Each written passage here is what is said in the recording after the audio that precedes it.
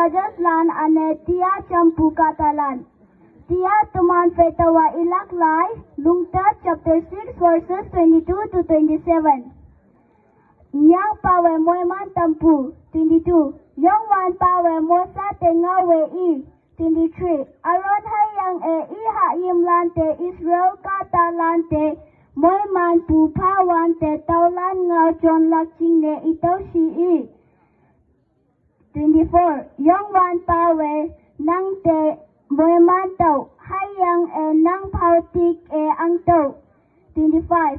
Yong wan pawe nang te yayang sapsi hayang nyakan pungo si 26.